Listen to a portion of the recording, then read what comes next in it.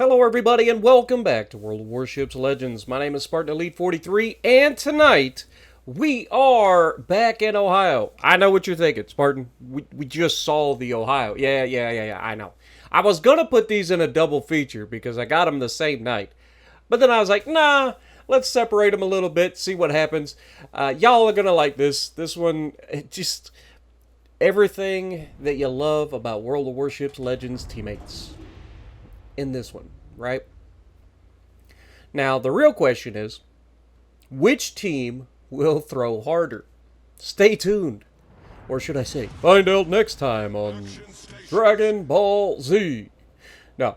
So, this is one of those matches that just, it's hard to put into words just how goofy some of the player base is. And we all love it, right? Like, if we didn't have goofy players in the player base, then everybody'd be super sweat mode and it wouldn't be as much fun. Or would it? I'll let you guys decide. Let me know down in the comments. However, right out the gate, you'll notice that our DD isn't playing the game. Shocker. Would it even be a World of Warships Legends? Oh, hold on. He woke up. That's good. I'm sure he's going to be absolutely crucial in the winning or losing of this match. Place your bets down below. Anyway, we've got a Dutch cruiser in front of us. We are going to push forward. We also have a gearing. So all of these good things are good for us, right? Like we've got a sneaky cruiser with airstrikes. We've got my Ohio for the punching power, and we have a gearing who is He's gonna just turn broadside after spawning in late and try to drop torpedoes that I guess go 16 kilometers, so you never know, right?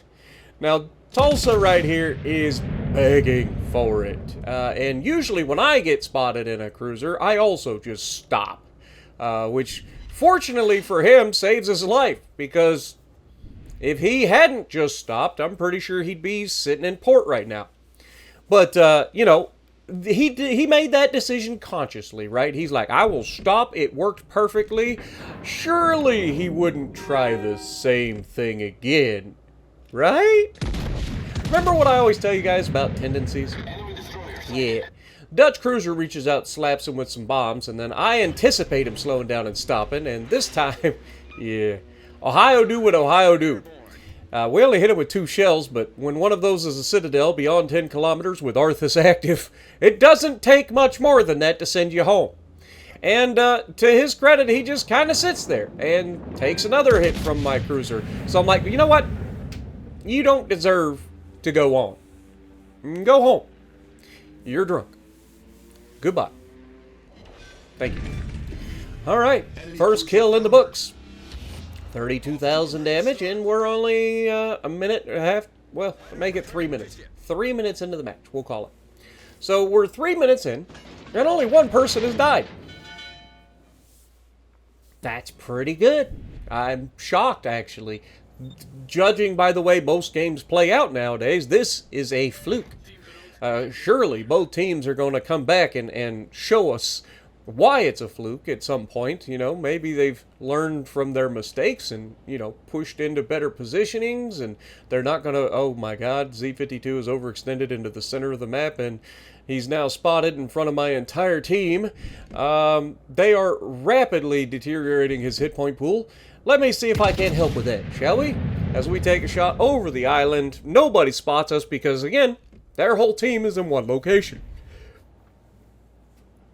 And, of course, we do actually land a shot, but we don't manage to kill him. Unfortunate. But he's not long for this world, as he then immediately goes down. However, Z46, not to be outdone by the Z52, he's like, hey, just because you're newer than me doesn't mean I can't do the same thing you just did. So he does the exact same thing, except this time he's closer and my guns are more accurate. Down he goes. So now they've lost 3 ships. We've lost 2 ships. 5 ships have died in the last, well, we'll call it 4 ships have died in the last minute and a half. That's not boding well, guys. We had 1 person die in the first 3 minutes of the match, and then 4 more people died in the next 2 minutes. That's bad maths, right? But Burgon, he starts going forward. He actually does make a good choice of turning away here, which almost worked. But again, gotta watch out for those crossfires. And again, this is why you don't leave a flank wide open, guys. I'm just able to sit here. I got nothing to worry about. There's nobody over here. Hello, Mino. Oh, please. Please. Please. Anybody knows that song? Let me know down in the comments. But, yeah, that looks pretty good. Bonk. No. Of all the people to miss. Really? Really? Now, you would think, as a Mino, he would say, oh, man, I almost got blapped there. I should probably, you know, not get myself into trouble here. And so he starts moving around, and he's, you know, he's going to put himself in better positioning. Right, guys? As I take a shot at the Burgon, who's running away bravely, I am also going to get reloaded. We get 2 shells to pin the Burgon, and that takes us up to 69,000. Nice. But Mino decides he wants to come around the corner, and he's going to try to hunt my destroyers, who are right next to the base with my cruiser. But Mino also completely ignores the fact that he just about got obliterated a second ago.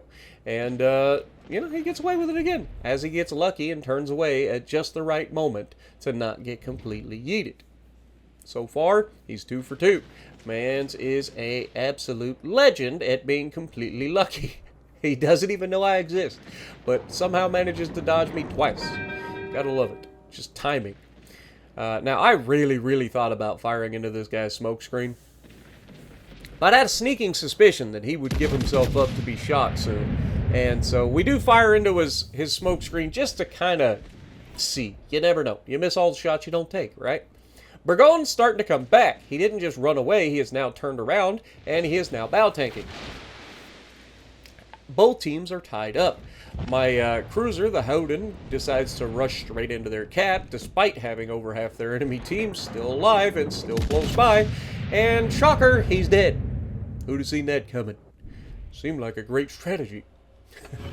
You know, but I get another shot out the Burgon. Burgon stays angled. Shells just hit his belt and don't do a whole lot of damage. I'm now spotted, so everybody knows I exist.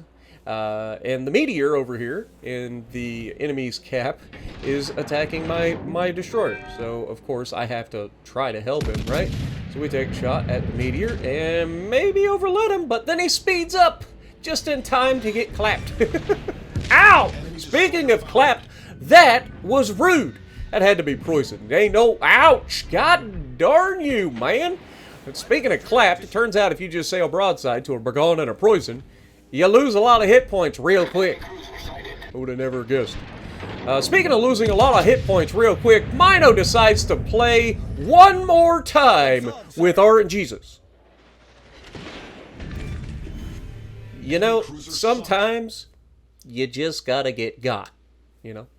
I learned my lesson. I angled away. I wasn't about to get slapped a 3rd time by the 2 battleships. So I took very little damage, and I death struck the Mino. You know, you learn from your mistakes. It's crazy.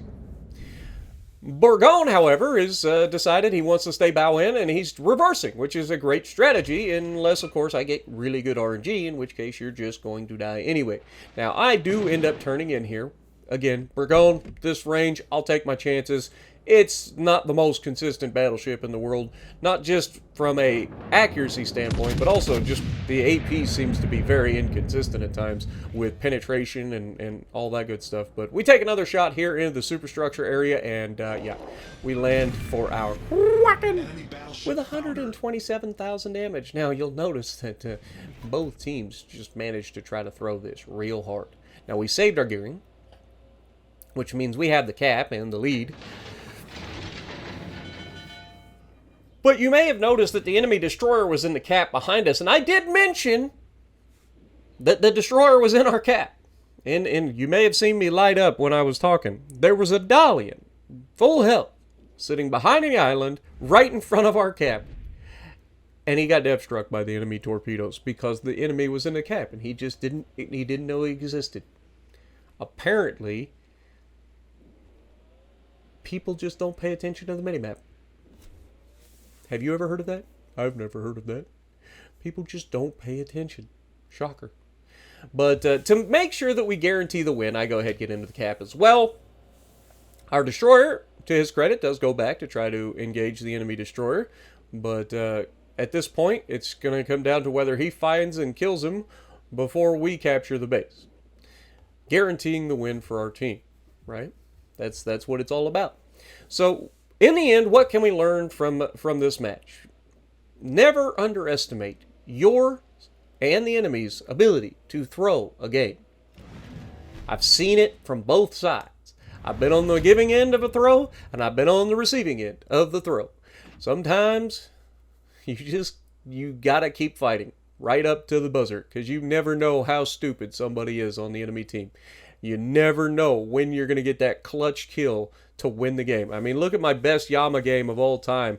One where I come around the corner after fighting the entire team, had very low health, could have died at any second, lost the game for my team, but managed to come around the corner with just enough hit points and slap a Musashi straight to the Shadow Realm from full health to win the game for the team. You just never know. You got to keep fighting. So let me know what you guys think down in the comments below. I hope you guys got a chuckle out of this one. If you like what I'm doing, punch the like button, leave a comment below, subscribe to the channel if you haven't already, and as always, I will see you in the next video.